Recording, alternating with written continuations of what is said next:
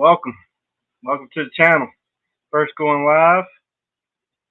I'm going to invite Daddy Duck here.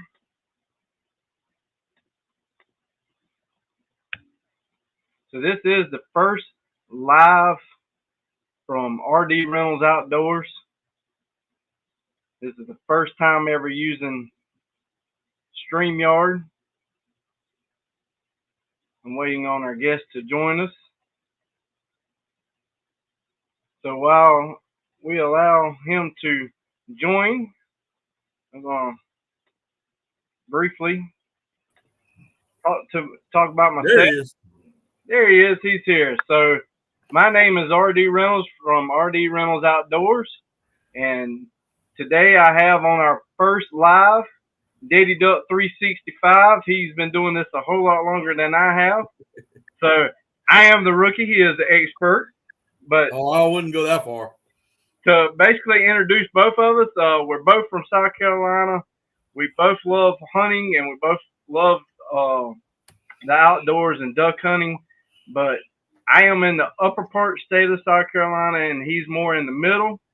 So we don't get to hunt together. We don't really get to run into each other that very often. But today we did get to meet and we had an excellent shoot at a ski facility, and we'll go into that later. But Daddy Duck, introduce yourself and tell people who you are and how they can find you on all your social media.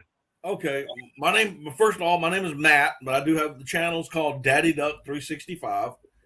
I am based out of South Carolina, about the middle of the state. I've been duck hunting for well over 50 years. I have been many states and several countries duck hunting. Started my channel about 3 years ago at the advice and the pleading of a couple of young duck hunters. So I'm trying to, what my channel is based off, trying to teach people how to duck hunt the right way. But on my channel, you'll find stuff on duck hunting. You'll find cooking. You'll find a lot of different things. Some shooting stuff. Hopefully later in the week, I'll have a couple videos from what we did today and what I did yesterday. There's some fishing videos, turkey hunting videos. I got a whole bunch. I got over 400 videos. I do live streams every Monday night. So, yeah, that's what I do. I enjoy doing it. I have a good time doing it. IBR Outdoors, how you doing? One thing that I've listened to a podcast, and it is from the Big Honker podcast, and Jeff talks about how small of a group of hunters we really are. I mean, it is crazy when you start these channels how small the hunting community really is, and how cool it is to get to actually meet a lot of new people that share the same interest. Today, we were at Batten's in Wedgefield getting lunch, and I don't know if you noticed, I just reached in my truck and grabbed a decal for you. Mm-hmm. I keep those things in my truck. It is amazing how many times that I've been approached, and I have a small channel. I mean, I'm under 2,000. I have a small channel, comparatively speaking. Yeah, let's say comparatively speaking to the Midwest Flyway, or we are in South Carolina. We do have a flyway. It's called the Atlantic Flyway there, but I've never heard anybody saying, you know what, I'm going to South Carolina to duck hunt. No, not anymore. Used to be. And we joke about this. Me and you joked about it before. Our main duck probably is the wood duck, and we get out there, and 30 minutes before shooting, we're like, all right, boys, let's get ready. Shooting time. Boom, boom, boom, boom. All right, we'll catch you next weekend. Yeah, catch you now. Let's eat some breakfast. That's right. It's over. But And it's it's amazing how not many like people that. I actually meet at a boat ramp who are my subscribers, and that's why I carry those decals.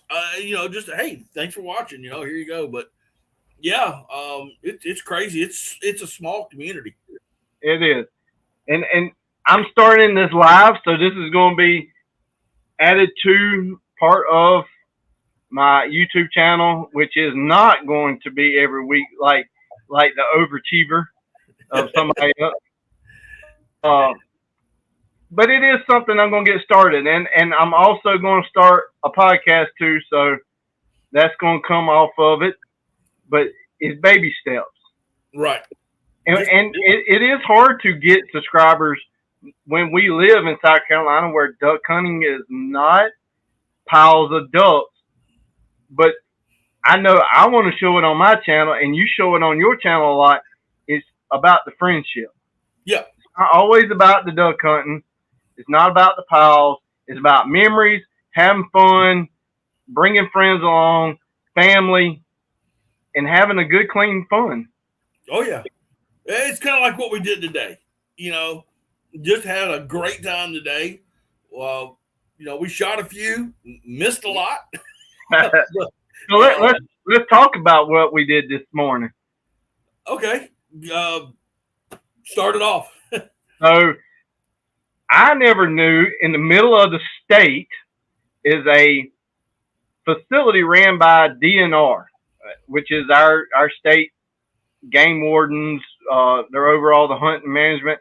I never knew that they had a facility where you could go shoot skeet, 5-stand, sporting clays. I knew that they have many rifle and pistol ranges across the state, little nice facilities, but I never knew that they had this place. Right. And one day I was just Googling around, on Google Maps, and I'm like, wow, this is owned by South Carolina DNR. And then talking to you last week, I'm like, it's near you, let's go. And you were like, meet me at 9:00. I'm like, don't threaten me with a good time. Exactly. So you know more of the history, the name that it is now, and take us back in time, because that's probably before I would even know anything about it. The facility now is the Watery Gun Range. It's located between Columbia and Sumter. It's on Highway 378. It's in the community of Eastover. A lot of people pass it every day, don't even know it's there. It doesn't have a big. You wouldn't see it from the road other than a gate and a sign that says shooting range. Yeah, that's it. I mean, it's very small. I mean, the sign is very small, but the facility, I don't remember when DNR took over, but it was formerly the Indigo Gun Club. And way back, back in the 80s, I was a member for a few years. I had friends of mine that were members, and we would go out there and we would shoot. The building that you saw, the big building, had always been there. The skeet ranges and the trap house was always there. But the 5-stand, that's new. They just built that. There's now an 8-station sporting clays course in the back, which we walked today and shot a few times off of. And we shot a good bit of video that will be coming out on both of our channels. Right. And there's also a rifle and pistol range in the far back end. There's also a small field that they allow for you to take your guns out, shotguns out, to pattern them. A lot of turkey hunters go out there now to pattern their shotguns, choke tubes. Had I known it, that's where I'd have been yesterday. I didn't even know that even existed until today. And I didn't even know the sporting clays range was up and running until today.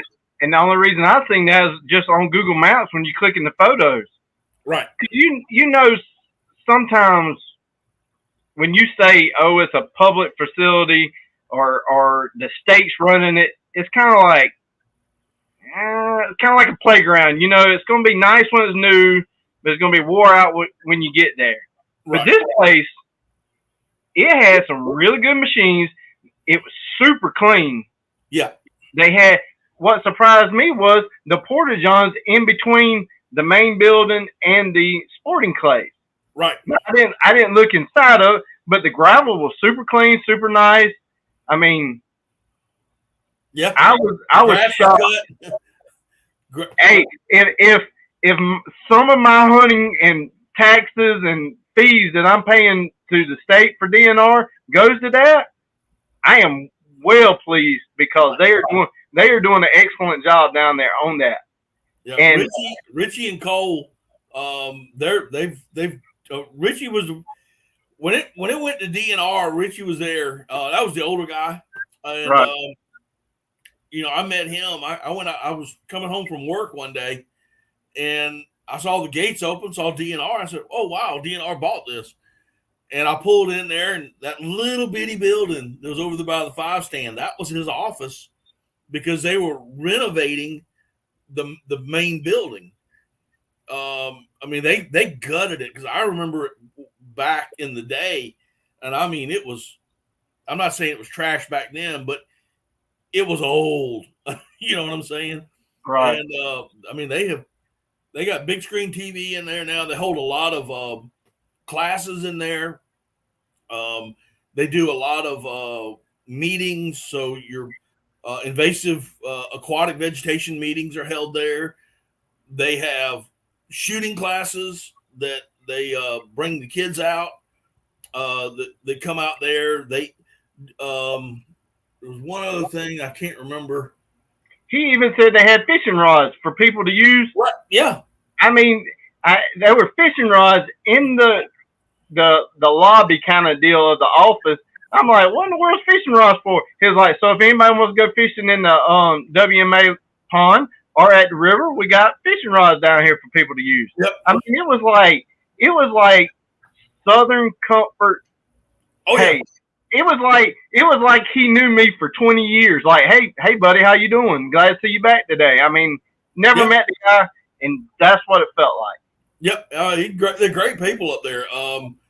You know, like I said, I met him a few, I don't know, 3-4 years ago. And occasionally I would go out there, and shoot a time or two. But I've made it a very huge point for this year, this summer, is to go out there, if not once a week, once every 2 weeks. And the prices were mind blowing. When originally I was like, hey, let's go. When you told me the prices, I had to actually go look on the website just because it was so unheard of that expensive. I kind of didn't believe it. I mean, it was kind of like, it can't be that cheap. Yeah. And then that also led into the price of that led into, I wonder what this place is going to look like. Right. But we both went, and they don't take cash. It's only cards, right? Yeah. No cash. They just take cards. That keeps them from having to keep up with cash and like a liability kind of deal. Right. But I put down $20. You put down $20, and we got 200 skeet to go use on a card, just like all the other skeet facilities. You put the card in, it tells you how many you got. And we shot and shot. We missed a few. We missed the ones that we were intending to miss. Yeah. I have never got to stand in the circle for clays or trap. So that was totally mind blowing to me. I shot plenty of sporting clays before, and on my video I got a machine that I throw in my backyard. But I've never did a 5 stand. So I mean, it was a lot of fun. It was fun. Yeah. But you see videos online of them coming out of them buildings on skeet and on trap, and they look fast. But standing there today, They are fast. they are fast. And when we were on that, I don't know the number because, like I said, that was my first time. When we were standing, you was like, put your gun down. It's coming right there. I'm like, it is down. He's like, no, move your gun because it's fixing to hit your barrel coming out of that building. It would have nailed it. Yeah. And when it shot out that building, I was like, what in the world was that? I mean, I was not ready. Yeah. But I had a blast. Yep. And we shot and we walked down. Like we said, we took some videos. So look forward to them videos. But I would say 50% of them sporting clay was in the shade. Yeah. It wasn't very hot. I mean, even though today outside is June and it's 90 degrees and humidity's like 5,000, but it wasn't really that bad. And they had shelters. It was really nice. I mean, I have to say, DNR knocked it out of the park on this one. Yeah. Yeah, I enjoyed it. It had been a long time since. Now I was there last week, and I shot 5 stand. That was because I got that new Sweet 16, and I wanted to shoot it, and I really wasn't. I just went to the 5 stand and shot just the number F and E a lot because I was just trying to get used to the gun, which I'm still not used to. I wish I'd have brought my other 16, my other ones, and let you feel the weights. And there were times I think I was actually pushing him too far in front. I think so too because the gun is so light. I have a Auto 5 Wicked Wings 12 gauge, just like the one you got, but yours is 16 gauge. And just the difference between the 12 and the 16 was like, whoa. I mean, it is so light. Yep. It's 6.2 pounds. And I have never shot a 16 gauge until today. So I went to a new place. I shot a sub gauge that I've never shot before. So all around, it was an awesome day. And then we finished it up with great hamburgers. So yeah, we had to stop at Batten's to get a hamburger. That's right. So the next season for us is probably dove season, right? No, early goose. They come comes in on the 1st. If they don't change it because the rules haven't came out yet, but I'm hoping that it'll be. I think it'll be the same. Think it'll be the same. Yeah. So early goose and then dove. You had early fighter jets. If we get some, you think this year is going to get some? Everything I'm looking at up north. What's concerning me in Canada right now, as far as the let me back up. Delta is predicting a great nesting season for our flyway. The boreal forest, the up in Canada, the boreal forest area, and pushing through Quebec and Ontario and even Saskatchewan. If you look at it, it's either good to excellent conditions. But what's concerning me now is all those fires in Canada.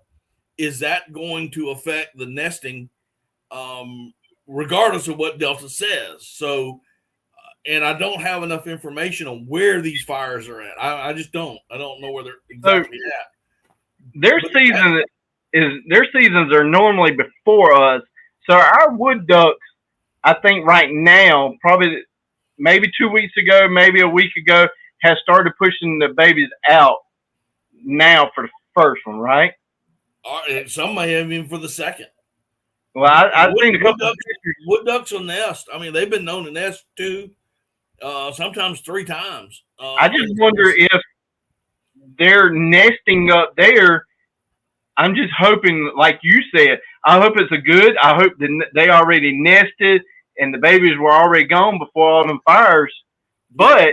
But on the backside of that, sometimes they have nesting for the fall, and if there is nothing, if everything's burnt, Yeah. I mean, would they fly across the border? Well, the wood ducks, of course, nest in trees and cavities, Right. but I'm thinking of the boreal forest for black ducks, mallards, the Atlantic flyway mallard, even pintails and widgeon, which are ground nesters.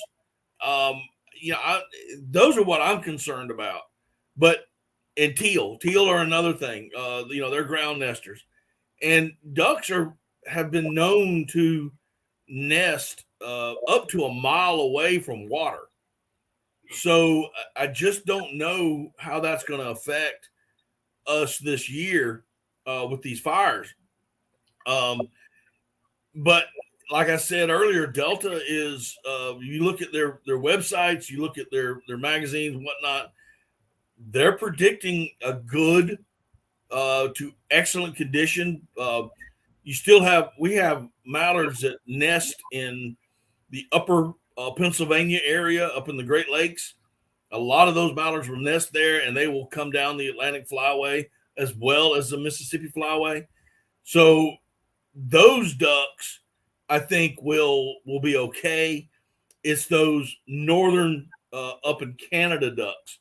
So we still have ducks that's going to nest, from Pennsylvania straight across the U.S., different locations. So I'm just, I predict Benelli will have better guns in the future. That's a good prediction. So I listened to Duck smoking up in here. I can believe that, Joe. I listened to one podcast from DU, and they were talking about this week. They had a guy on. He was a biologist. I want to go back and listen to it again and actually take notes so that when you have your uh, live, hopefully next week or the next week, I can bring it up because I'm going to have to take notes. And he's actually talking about the mallards and about the East Coast mallards, and it was so unbelievable what he was talking about. Now, just because we're talking about it or he was talking about, was it true? I don't know, but he was saying, and he went way back, like he was talking genealogy of when the ducks were like brought over, and they were talking about mallards. And he went on to say that most of the DNA or all of the DNA comes from the mother. Right. And he was saying from the Atlantic Flyway, which blew my mind. And like I said, I want to go back and listen to it again so I can make sure I'm quoting him right. But he was like saying 2% of all the mallards that we have are true mallards. Right. The rest of them are all farm ducks or farm hatched or these they were brought over or incubated and been mixed into it. But he was basically saying that it's not like they get any DNA from the fathers. So it was crazy that our mallards in South Carolina are only 2% of the original mallard family, and they went on to talk about having babies, and that whole podcast was talking about how mallards reproduced. It was basically the mama flew back to Lancaster, and her babies know Lancaster, and she's going to come back to Lancaster, and her great grand ducks are going to come to Lancaster, but the father could be a real mallard and just completely flying around everywhere, fly to South Carolina, find his mate, fly somewhere else, and gone. But the mother constantly kept coming back to the same location, so we get an endless cycle of basically farm raised or generic, modified mallards. Well, there's always, I think I know the guy that you're talking about. I can't think of his name. He's from Russian descent, which doesn't mean anything. It's just that it's the same guy. I've heard him before on Ramsey Russell's podcast, if it's the same guy. And the American black duck is the reason it is the color it is because they're raised in the boreal forest of Canada. Therefore, they had to be dark. This is all genetics and all, I can't think of the word, but anyway, that's why they're of a dark color, but they are very close to a true mallard. Our true mallards come from the prairie pothole region. The ducks that are on the Atlantic flyway, a lot of them, I'm not saying all, but a lot of them were brought over from Europe as farm ducks. And they're mallards, because mallards are, across the world. I mean, they're everywhere. But they were brought over, so they have this. You're right. They have the genetics are farm ducks. Along with that, many years ago, and we're going to get very specific. In our state of South Carolina, in the 80s, they started raising mallards to be released. We call them released ducks. A lot of us call them, Wonder Bread ducks. But this has been going on for generations and generations and generations, not just since the 1980s. This was, back, Revolutionary War times, if you want to go back that far, because these ducks were brought over. So, you've got a lot of genetics there that the Atlantic flyway mallard is not. It is not a true 100% mallard duck that you're going to get from the prairie pothole region, which you'll shoot in the Mississippi, Central, and Pacific flyways.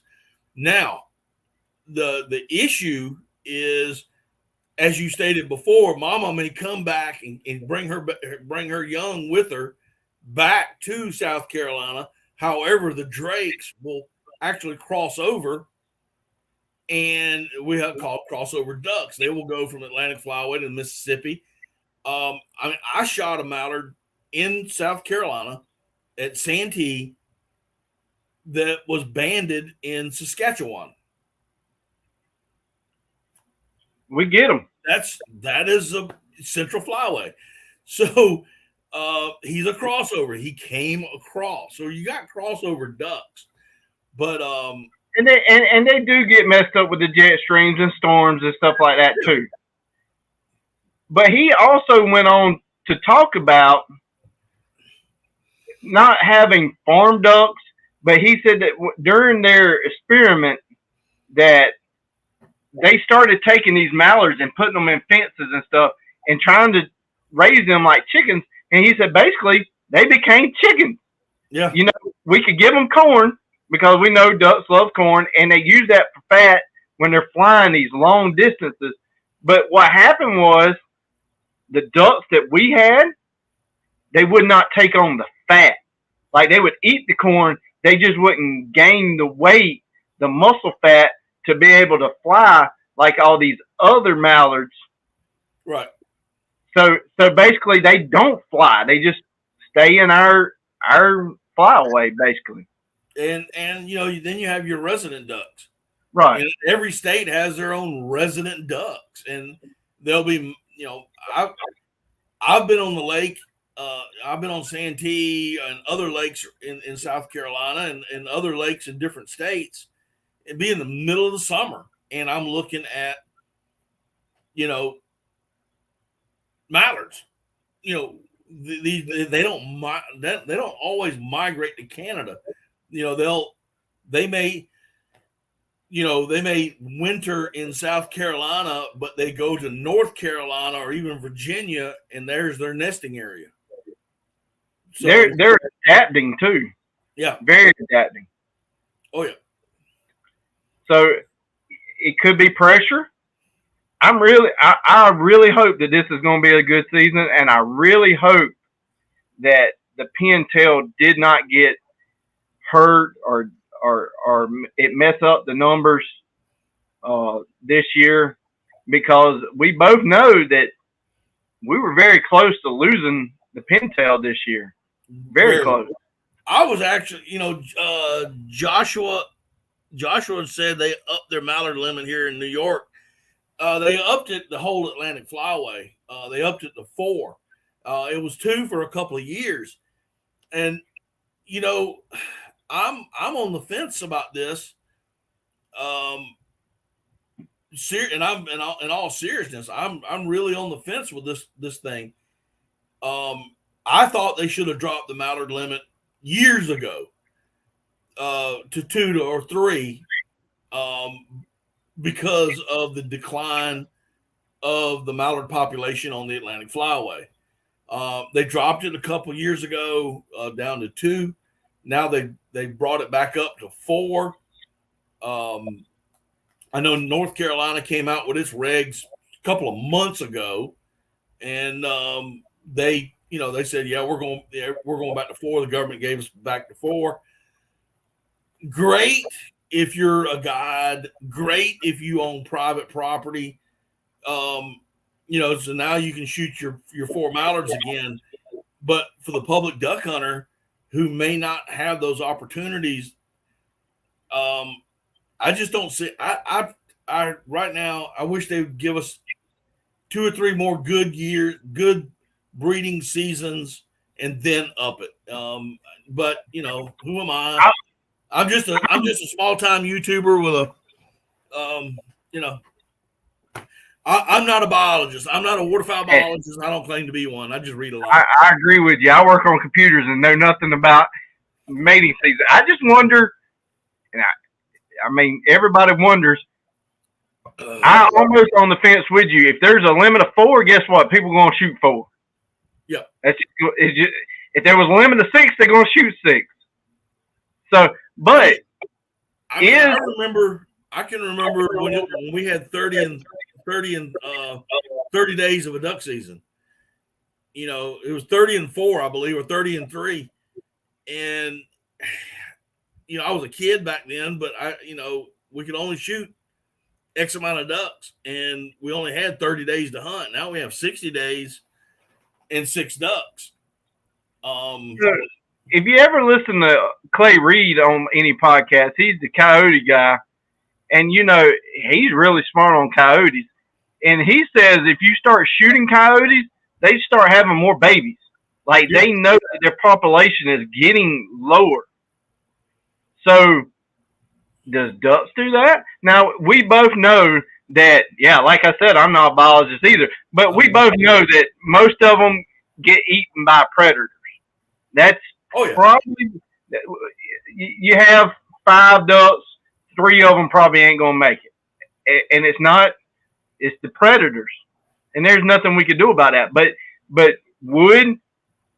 if there was less ducks, would they start reproducing more often?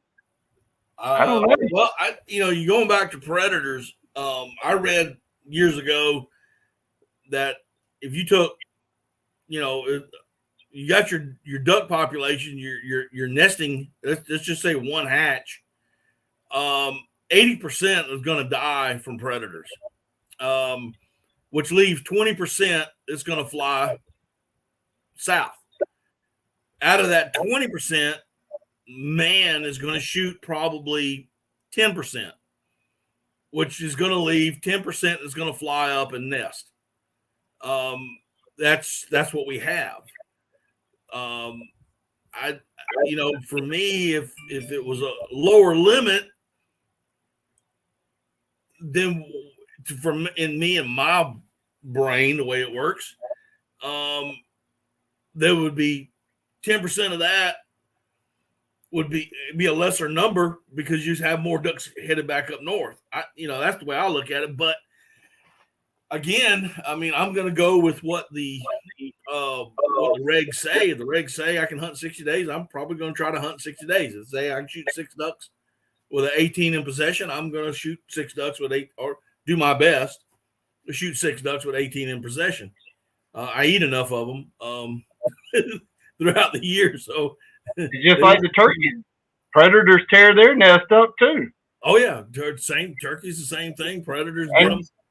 You know, it may go back to, like I said, this is going to be before me, when people were running traps and fur and stuff for these predators.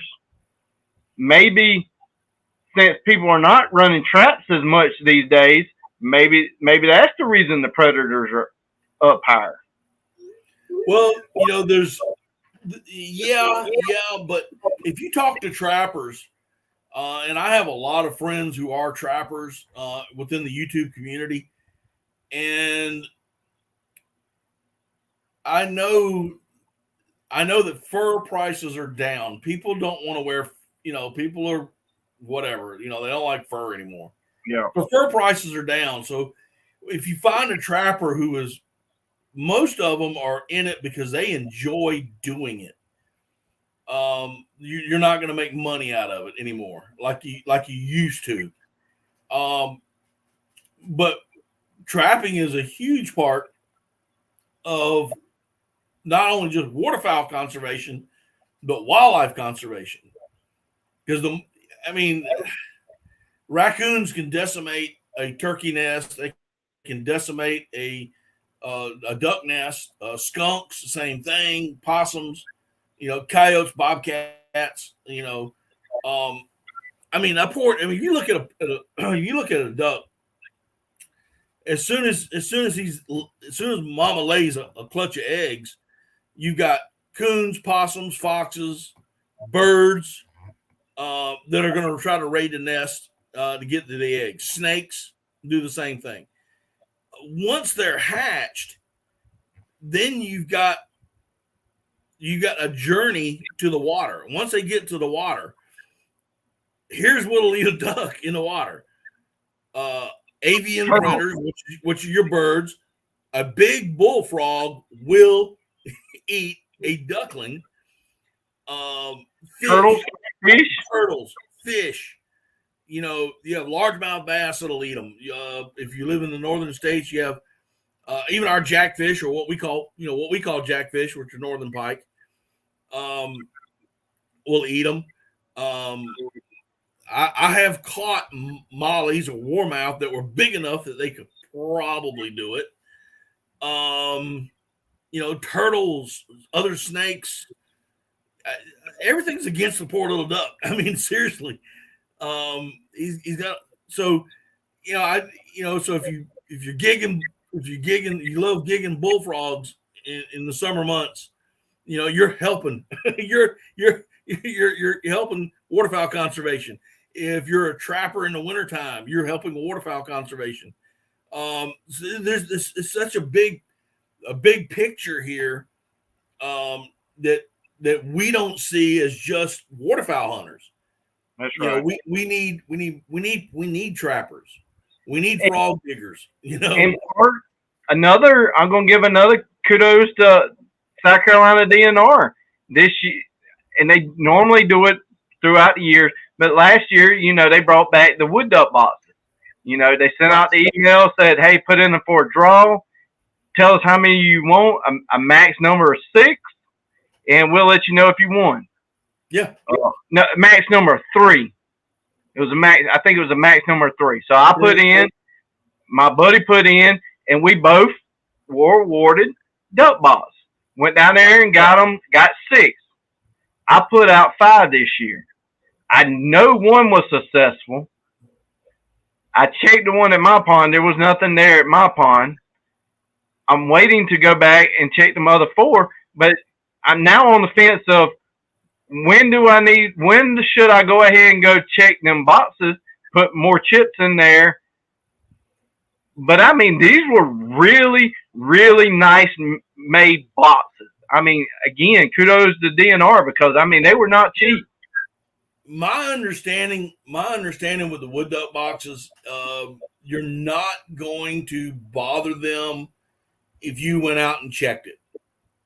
So I've been in the Santee Swamp and last year, and I came across a wood duck box, and as I was getting closer to it, a hen flew out, and I just didn't have my camera. I couldn't get my camera up fast enough, but I checked the box, and she had a clutch of 8 or 9 eggs in it, if I remember right.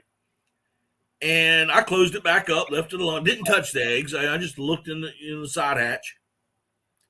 I backed up about 200 yards, got a pair of binoculars, and within 30 minutes, she flew back.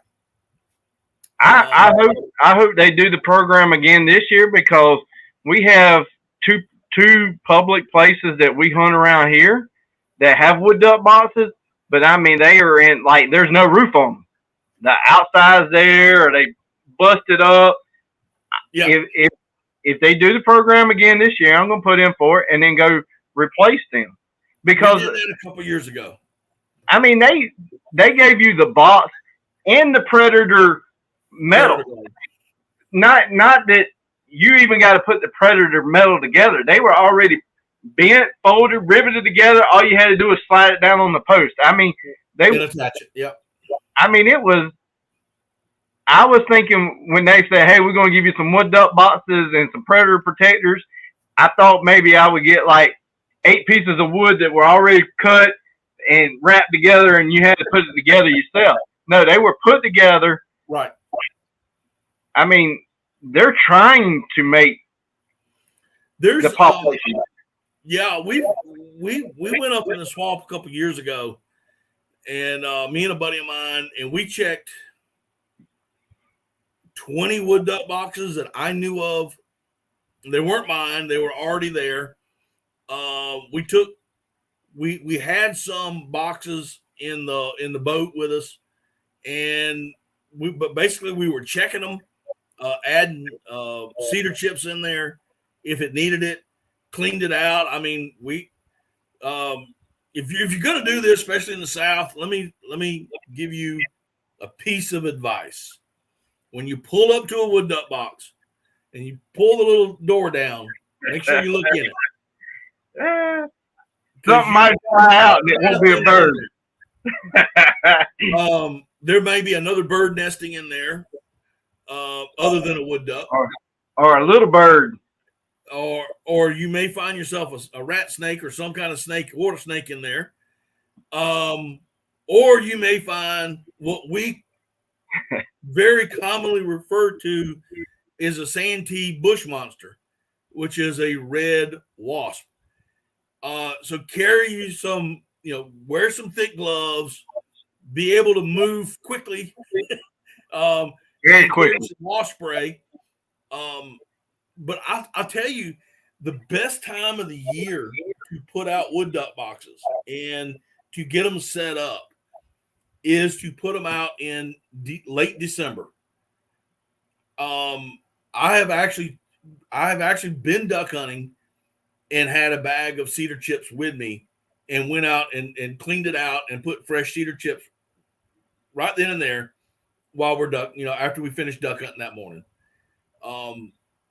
Because you never know. I mean, you don't know if you're ever going to get back, or what have you, but ducks will start pairing up in the end of January. That's why we don't have a February season, is because they'll start pairing up in late January, early February, and they'll start nesting if the weather, especially here in the South, the resident wood ducks, they can start nesting in late February, early March.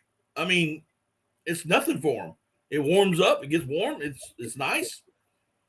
They'll start it. They'll get the business. That's why I'm saying that a lot of your resident ducks in the South will have 2, 3, sometimes 4 clutches in a year in a breeding in a nesting season. Shouldn't say breeding season, this is a nesting season. And you need to take 2 people with you, because that is a big old box. It's not like a little Blue Jay box. Yeah. Oh, let me just hold it up there. While that box is huge, and you're trying to manhandle that thing while you put a drill in the water and don't drop anything. They're bigger. Them boxes are bigger than you think. They're kind of like stop signs. Right. They don't look big until you get out. Give me about 3 minutes. I'll be right back. I need to fill up a tea glass. We got hot today, and I'm still trying to rehydrate with sweet tea. So give me just a few minutes. I'm gonna fill this glass up. I'll be right back. All right. So while he's gone, I'll talk about my channel. You can check out rdreynoldsoutdoors.com as my website. I got some merch on there, hats, t-shirts, stickers. Like I said earlier, I'm going to start the podcast. So if you have an iPhone and you use a podcast app on the iPhone, look up RD Reynolds Outdoors in the podcast and follow along on that. I got some really neat people already lined up for that. And I appreciate Daddy Duck being the first one on the channel here. Appreciate my subscribers coming on today. Do have some cool videos coming out soon, kayak related. Like we talked about earlier, dove season's coming up. I did plant millet again behind my house. I got a video coming up soon of how I planted it, how I did it, and it is coming up really great. Now, granted, it is beside my garden, and when I watered the garden, I watered the millet, but you don't have to have 40 acres to shoot doves at your house. Now, we got 11 acres, and I don't have to worry about neighbors, but I probably did a fourth of an acre last year, and I did a little bit more this year, and it was plenty enough doves for me to get my limit every time I went. And I tried to take the kids, but they were so little that they couldn't hit the doves. So hopefully this year, since I made it 6 foot wider all the way around, it's going to be even better, which when you throw your seeds out, the doves are already on it now because they're eating the seed before it got compacted into the dirt. But I really hope my kids this year will be able to harvest some doves in the backyard. You don't have to go to these huge fields. You can plant in your backyard, but don't break any laws when you're doing it either. Like when it's time for dove season to come, you're supposed to mow it, but you're not supposed to add millet to it. There is rules that you need to follow, but you can successfully grow a nice millet at your house. Sunflower seeds.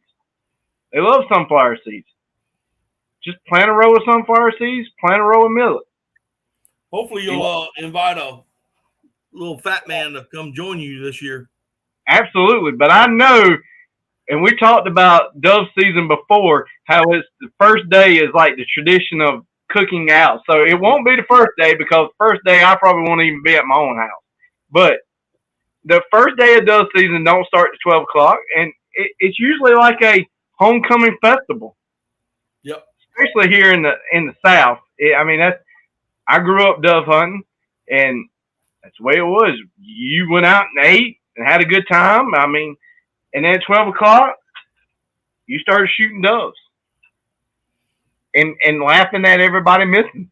And laughing at yourself. Absolutely. Brand new gun. I almost threw it across the woods earlier today.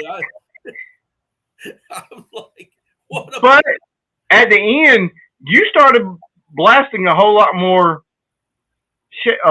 clay pigeons. I think you kind of settled down and got into it, and it was starting to come together. But yeah, toward the end, yeah. But we both talked about it on our channel. Pattern your gun and get used to it, because you're not going to go to Walmart or any gun store, pick up a gun, and I'm going out there and probably start shooting doves, because a teal and a wood duck will make you look funny if you're not anticipating it. Hey, I've seen doves, humble a man quick. Um, of course, you can't show them on a live stream, but you see a cabinet behind me, and it's full, and I have a little 20 gauge back there. I love shooting doves with, but this year I am strictly going to go with that Sweet 16. Last year I hunted with the Belgium 16 that I have, and this year is going to be strictly this new Sweet 16. And I've got to get used to the gun. There's a little bit longer. We noticed that today.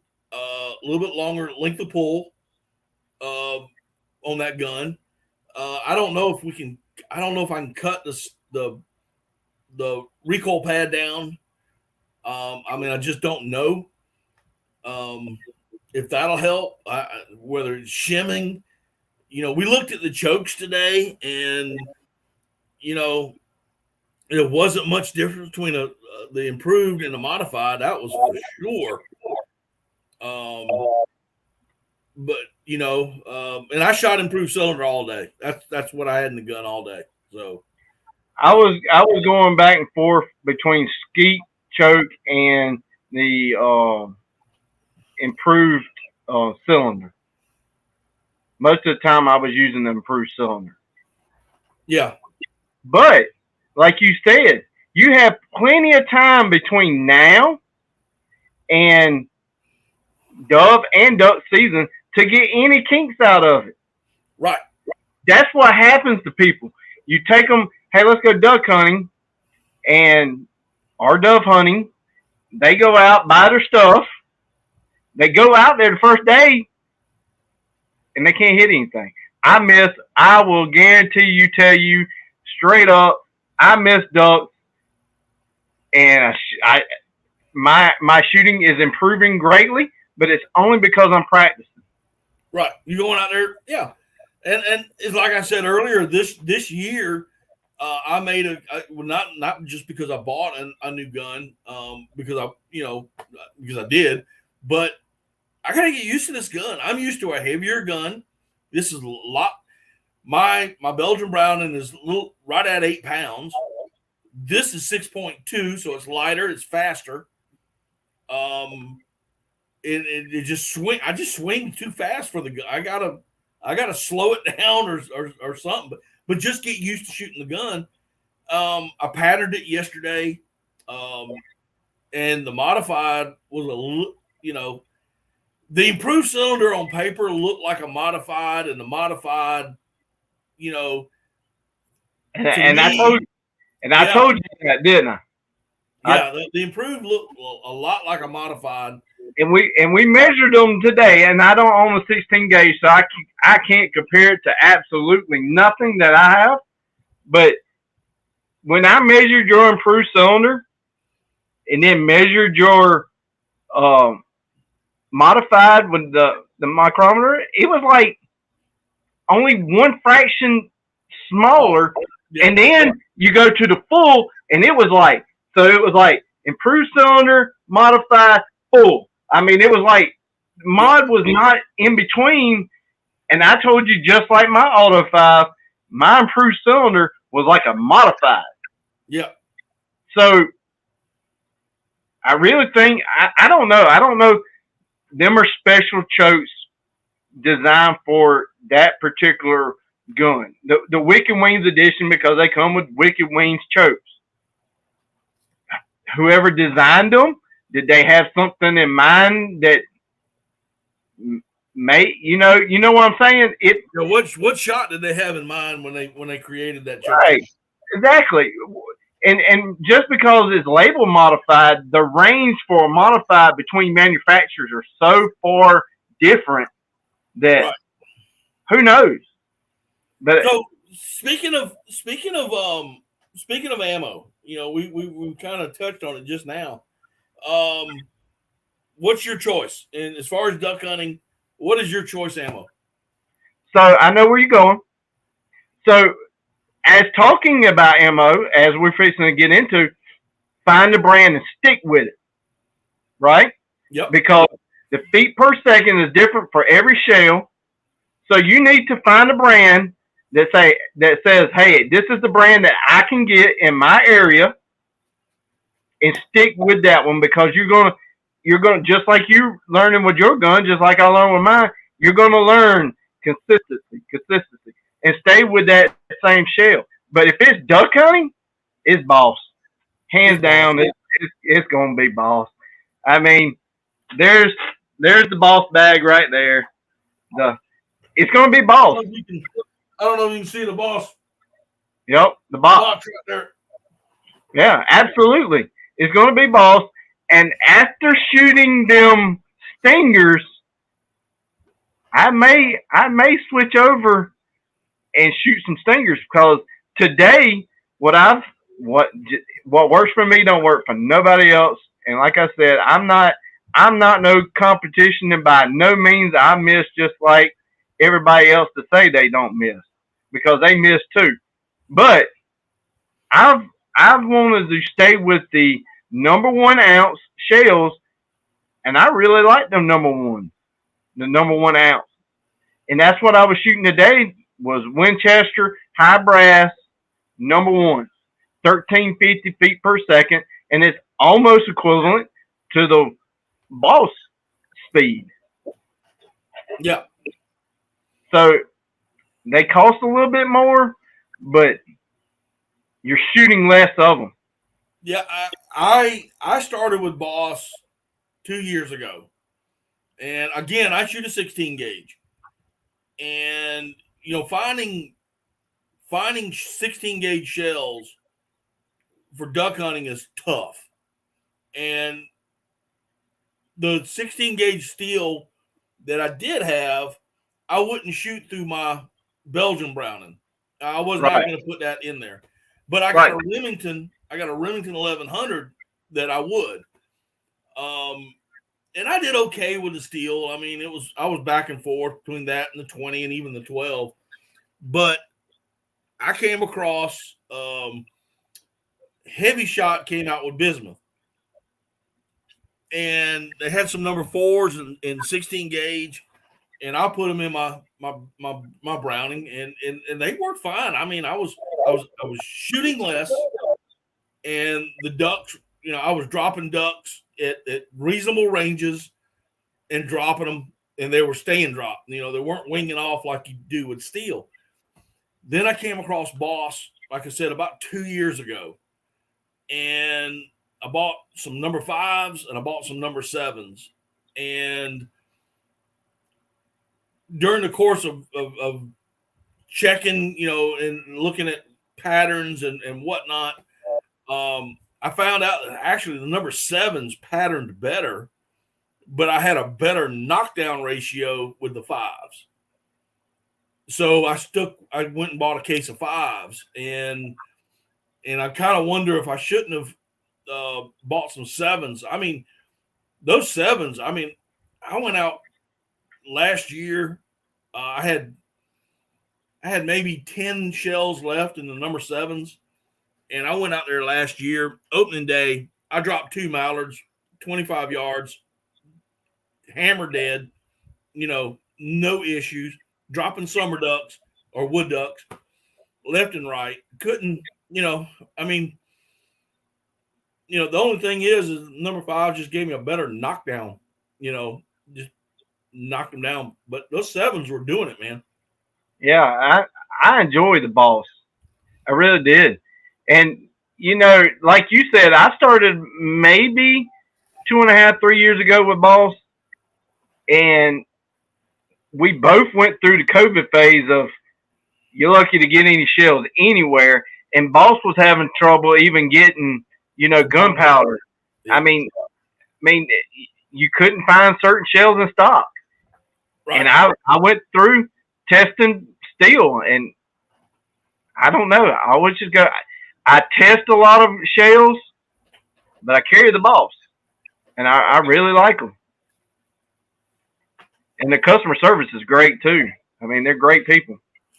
Oh, but they also had the same mindset of, hey, they're trying to improve duck hunting, which their new wad, they improving their wad.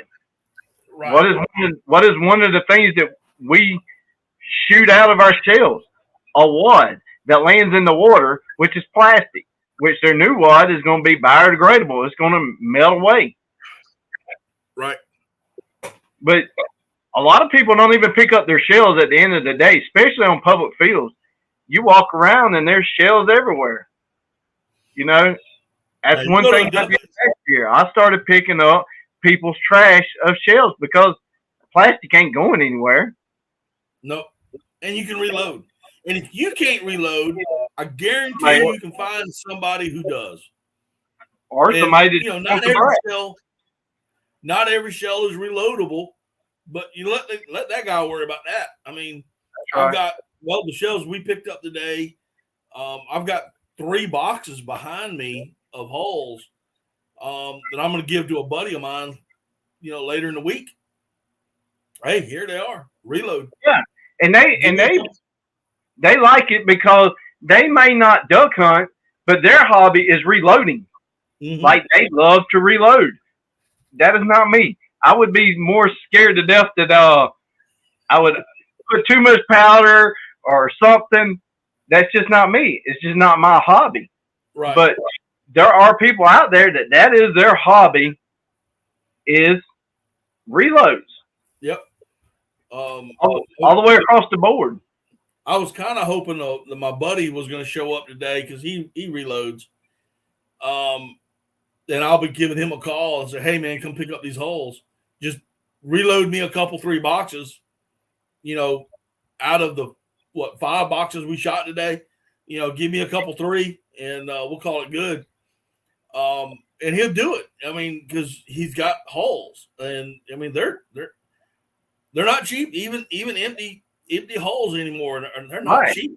They're not cheap, but it takes a lot of people don't know how much work goes into them shells of cleaning them, knocking the primer out. You got to have the primer. You got to have the wads. I mean, you watch these people that make their own, and they're putting the wad in, and then they putting the plastic around, and they cutting the top. I mean, it is a art. Oh yeah. And I don't trust myself with that. It's just not me. But there's people that, like I said, it's their hobby. They love to do it, and I will be glad during my YouTube videos. I pick them all up out of my yard, and I take them to this work where I work, and there's a guy that reloads, and he gives the bags to other people to reload. It makes them happy. It makes me happy not knowing that they're going in the trash. That's right. I mean, because there were trash cans full of them. There was. I mean, seriously. I mean, and you know, there's somebody going out there every day going, I'm getting the holes. Yeah, okay. I mean, they are. Especially at the pistol range. Yeah, all that brass. All that brass. I'm sure people going out there just pick up brass. Yeah. I mean, especially like 9mm 40. So I can't see. I mean, I can see the chat from my side. What do we got as a number in here? What's our numbers? It's went up to 2, 3, 4, and then back down to 0, 1, 2. It's just and plus and there was no advertisement of, hey, I'm going live today. And most of my people on my channel didn't know nothing about it other than you because I talked to you. But, you know, most people that have watched my videos never seen me go live. So this is something new. And like I said, I'm going to be working on the podcast too. But I greatly appreciate you coming on today. And I had a great time this morning. And I had a great time. I enjoyed it, and we're going to definitely do that again. My wife, as soon as I got home, she was like, you're going to be going again. I said, absolutely. I mean, I really enjoyed the place. Yeah, it's absolutely a great place to go to. And, you know, I go again. You know, today was a first for both of us because we had never met in person. You know, you had been on my live stream once before, and we've talked on the phone and whatnot. But we got to actually meet in person, which was great. and I knew we were going to be videoing a lot. We had cameras everywhere. Good Lord. Every time you couldn't back up without hitting the camera. Or the dog. Or a dog. But the next time we go, man, I'm telling you straight up, I ain't bringing the camera. I'm just going to go out there. We're going to have some fun shooting. And like I said, when we're done, we'll hit a restaurant and get us something to eat, sit down and cool off. And you know, the guy that was there, he was like, "Oh, y'all duck hunters, you're going to want to try out number 4 and number 5 because them are set up like duck hunters." Yep. And he was right. I mean, it is pretty cool that somebody working there that is mostly set up for trap and skeet knows, hey, is knowledgeable enough to say, hey, this one's going to be coming just like a duck. It's going to have the same speed, the same. And he was dead on it. Oh, yeah. And I'm telling you, I know you liked it too. I think we stayed there the most. We didn't just shoot that station and leave. We were like, hey, there's nobody behind us. Let's do it again. Yeah. There's still nobody behind us. Let's put it. And before we know it, half a box was gone. And we were just, oh, wait, we're just on station 4. No, that was station 3. Yeah, well, that's true. It was 3. That was station 3. I mean, we just sat there and just went through. I mean, I was getting tickled. I mean, I was loving that station. And again, I mean, I could literally go back to the sporting clays and hit station 3, 4, and 5 and never worry about anything else. And the price of that location would be cheaper than having to go buy your own machine and setting it up in the battery. I mean, if you lived in that area, and he did say that they were going to add on across the street. Now he did not go into details of saying, hey, what are we doing across the street? They might not be public knowledge yet, but they are improving it. But for the price, you can't go buy your own equipment for that. No, even if you had the property, you still couldn't buy your own equipment. Yeah, it's a great place. I love it, man. And like, you know, now later on, I'm not saying next weekend or the weekend after, but later on, you know, we might be able to get a handful of guys that, you know, that meet up. And I've already been told, you know, we can bring a small grill out there. We could shoot, grill, eat, and never leave this place until it's time to go home. Could we go ahead and get on live video recorded with the biscuit maker make it out? Yeah. Which one? I got 2 of them. Oh, there we go. That's all we need is the biscuit maker. And if nobody knows, you got to go watch his videos on him making breakfast in the blind, on the boats, or on the. I think a couple times you made it on the banks too. But the biscuit maker is kind of like a. Hang on, I'll show it real quick. All right. I mean, that thing is like state of the art. I mean, you busting it out almost makes me hungry again. Oh man, I love this thing. Now, this is the original biscuit maker. And for any of you duck hunters out there that have ever watched Duck Commander, I'm not talking about Duck Dynasty. Yes, they are the same people, but they're two different shows. This is what you're going to see on one of their videos. This is an old fish poacher, I think is what it's called, but it makes great biscuits. You can put 8 grand biscuits in here, and this is vintage. This was made in like the 1940s. And yeah, I do. This is the one I cook on most of the time. Then, several months ago, I contacted a new company called the Duck Blind Bistro. Wow. They're not a sponsor, but this is brand new. I've cooked on it one time. I did a video in the backyard of cooking biscuits and sausage, and I did in both of these cookers to see which one was the best. And honestly, I couldn't tell you. They were both good. But this one will come apart. So you got like two little frying pans. So you can use it as a frying pan. That's pretty neat. Use it as a frying pan. You know, you can cook your sausage, you can cook your bacon, you can cook your eggs, wipe it clean, put it back together,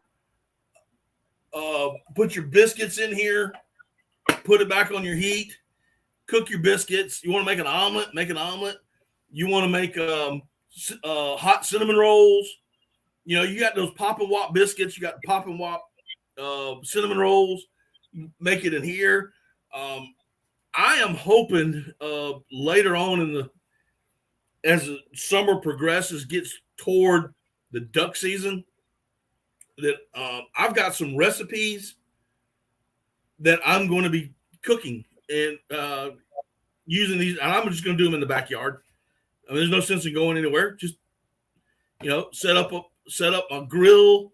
You know, whether it's a charcoal grill, all you need is heat. 2-burner stove.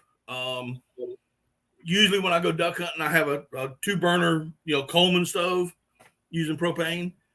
My wife bought me a small 17-inch Blackstone griddle. So I may be cooking on that. You may see me this year cooking on that. You know, cooking sausage on one side of it and cooking biscuits out of the cooker, man. I mean, it's gonna be kind of an interesting year this year. I'm gonna be a lot of cooking. Blackstone really changed a lot of outdoor cooking too. Yes, they did. And for my camper, and Walmart has it. I didn't get mine from Walmart, but Walmart has a portable Blackstone. It's not very big, and it runs off the little green propane tank. That's the one I got. It's a 17-inch. Yeah. Yeah.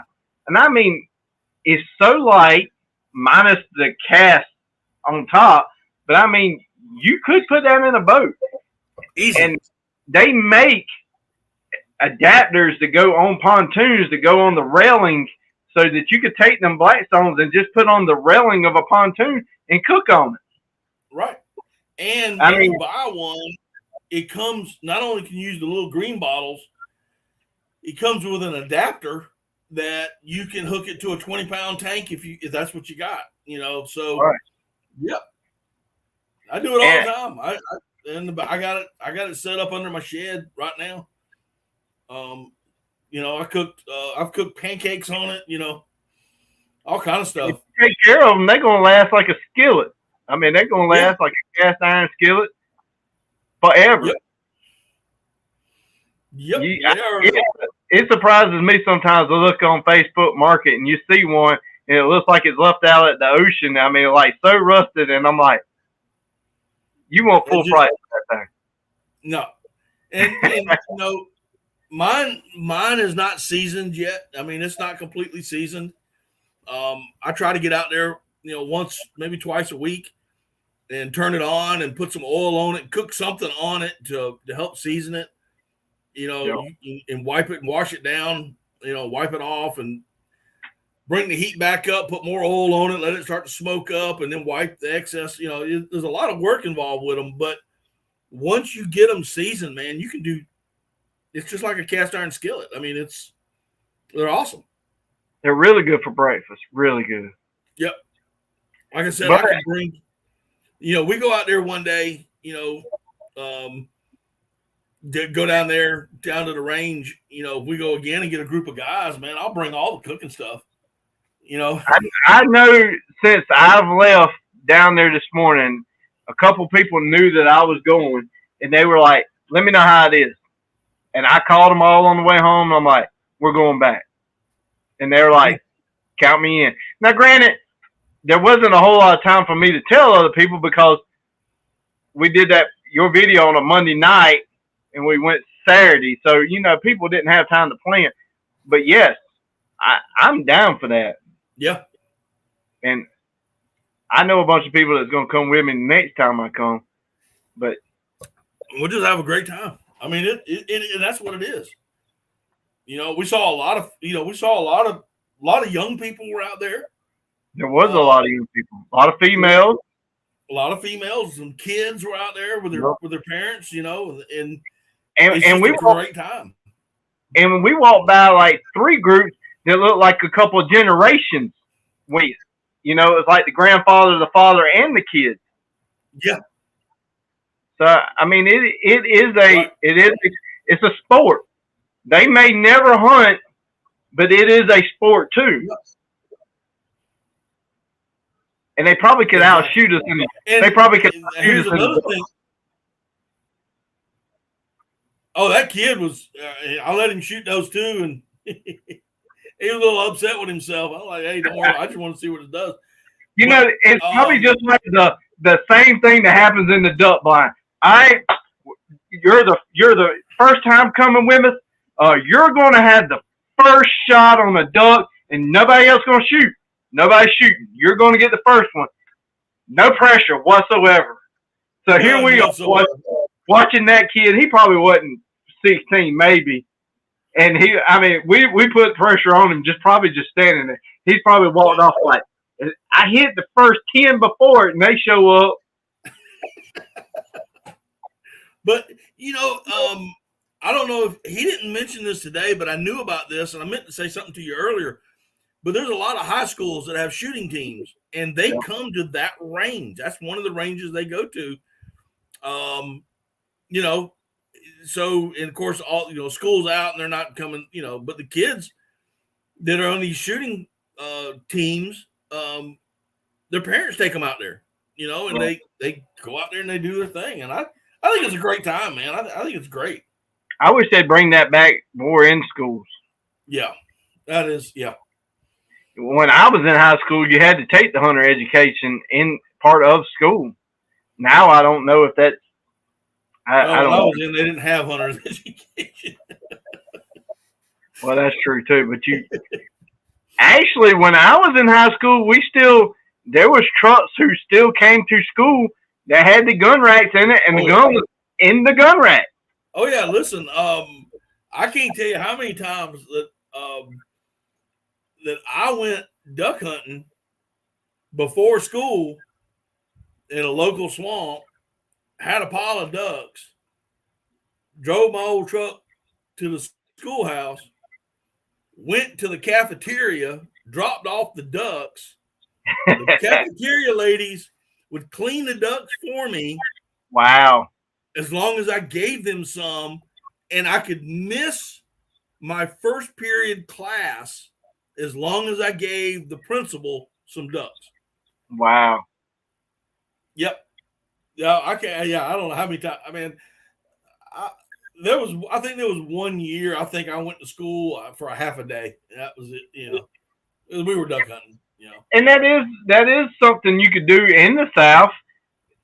Like I do it a lot. I go hunting before work, especially when the time changes, because the time changes and sun comes up at, I don't know, say 6:30, or shooting time's at 6:30. Sun comes up at 7. Yep. Here in South Carolina, we just talked about it earlier. The wood does fly in, and it's over. It's over. It's done. Well, you just go back to the truck. You got your clothes already on for work. You just take your waders off, go on into work. And see, I work from home, so I could, I can be bragger. I mean, I'll hunt. I'll go in the morning and hunt, and then show up later and say, all right, I'm here. All right. I'm working late tonight, so don't worry about it. Well, I know you go to North Carolina early season. Yep. I'm definitely hitting up a little bit more in North Carolina this year. I'm gonna meet up with another YouTuber.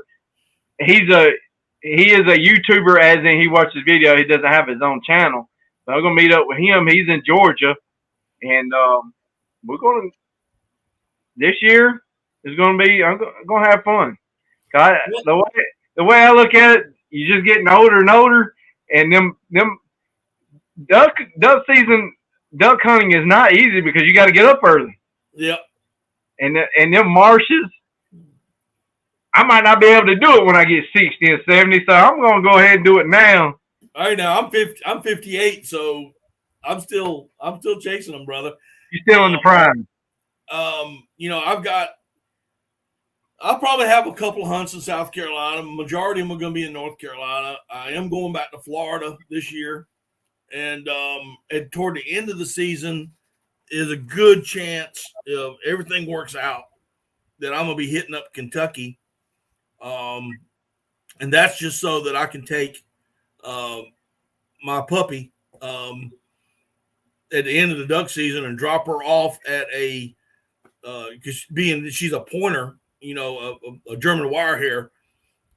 I got a buddy of mine in Kentucky who trains them as pointing dogs, and I want her to be a versatile dog, not just a duck dog, but a versatile pointer and retriever. So I'm probably going to drop her off. So I may hit a couple days then, but that's going to be it, man. I was talking about earlier from the Big Honker podcast this week. One of their episodes, they had a guy on, and he was an older gentleman too. And Jeff said, "Well, you only got like 10 more duck seasons." He's like, 10 more duck seasons? Like, yeah, you're gonna be dead. And when you look at it, yeah, we look at it as that. I'm 42. I don't have in years. I might not have that many more. And I'm looking at it as my kids are getting older, and I want to take them along. Once they start getting driving age, that's it. And basically, hey, let me help you out with this. All right, so once they hit driving age, you're going to get about 2 seasons out of them, and then, well, Daddy, I'm just going to go with a buddy of mine, and we're going to go, and we just want to do our thing. And next thing you know, you're back to driving yourself and hunting by yourself until they get into their 20s and 30s, and then it'll go, "Hey, Dad, let's go hunting," and you're like, "Well, where you been for the past 10 years?" Yeah. Because, my son is 32, 33, something like that. And, and finally, just last 2 or 3 years, "Hey, let's go hunting." Oh, okay. Now you want to start hunting again. Well, you go through seasons too, and life changes. And, when you have kids, that changes things too. So everything's got seasons. But you talk about where you're at and where I'm at. My kids are too young. I can't take them to North Carolina. Like, say, let's go to a guide. I'm not going to pay a couple $100 for them to sit in a box because they can't shoot yet. Right. And it's hard to find guides that will allow one person or kids. Well, that too, because a true guy is going to have insurance, right? And we know that there's guys that don't.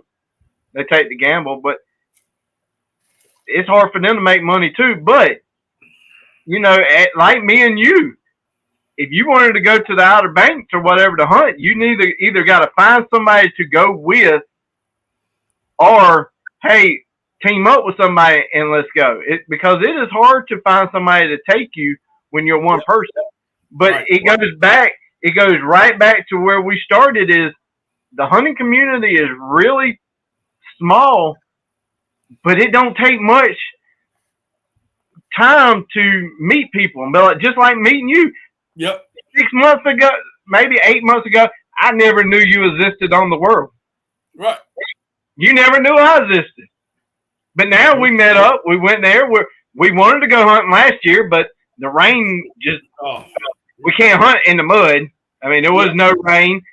It was what it is. But I think Facebook and YouTube has helped hunters come together and be like, hey, let's meet up on this public field and go hunt. But with that being said, if I'm going hunting with you in a spot that in a public field, and you take me, in 2 weeks, I should not go back to your spot, though. Right.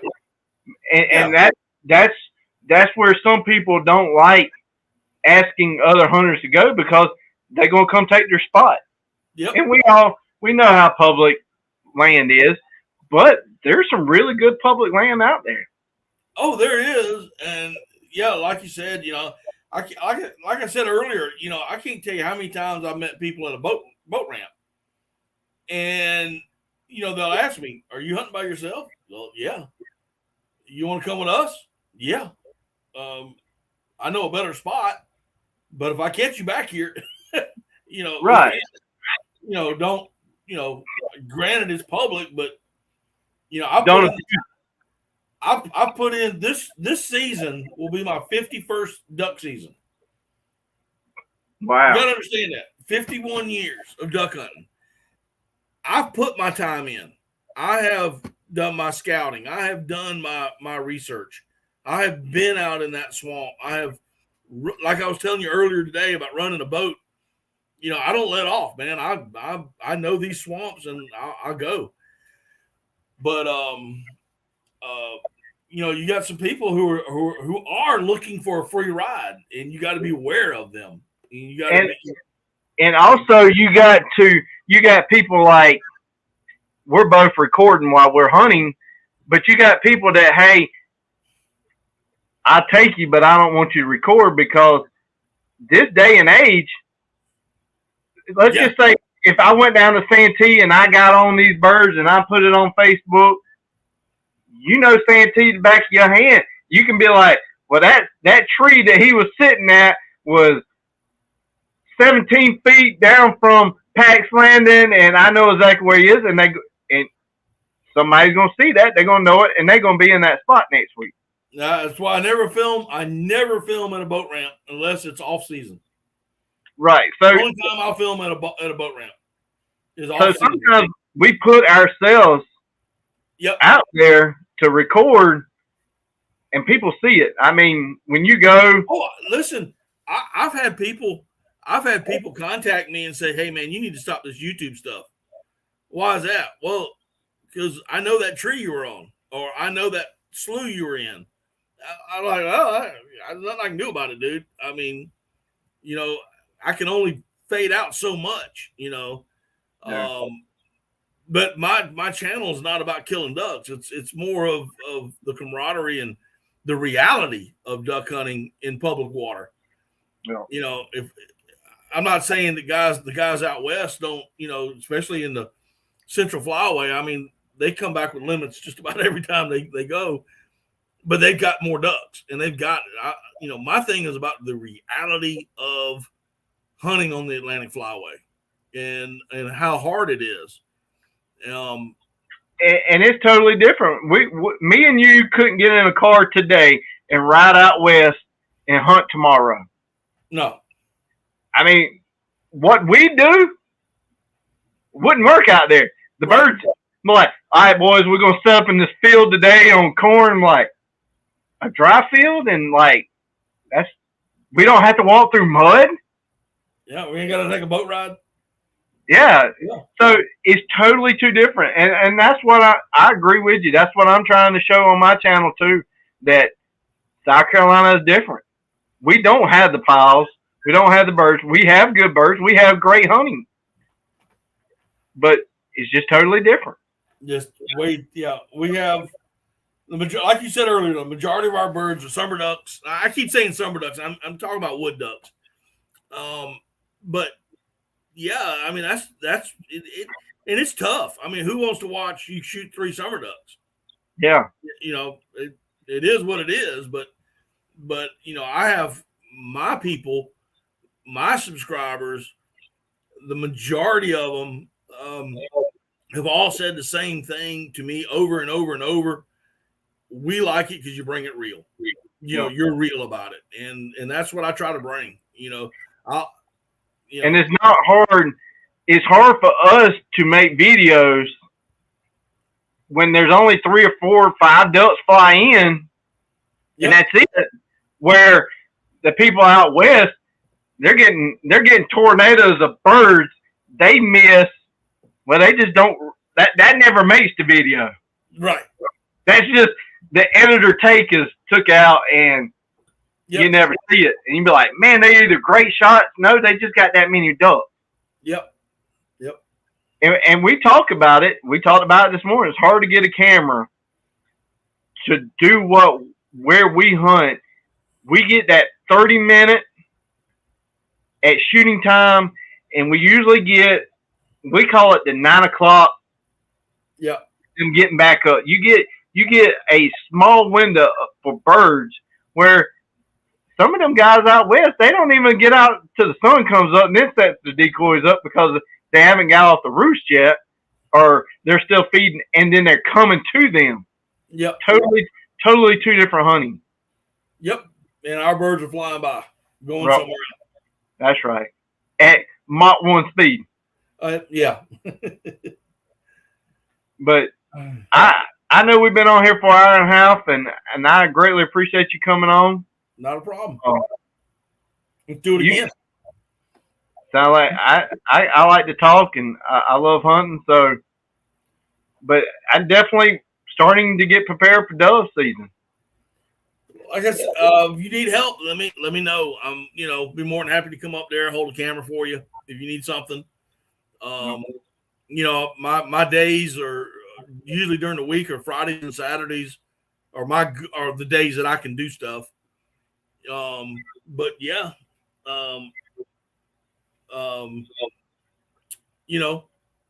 you need help with something, give me a call, man. I mean, you're just an hour and a half, 2 hours up the road, if that. If it may be an hour and a half. Yeah. If that. Yeah. But definitely, we're definitely going to hunt some this year together.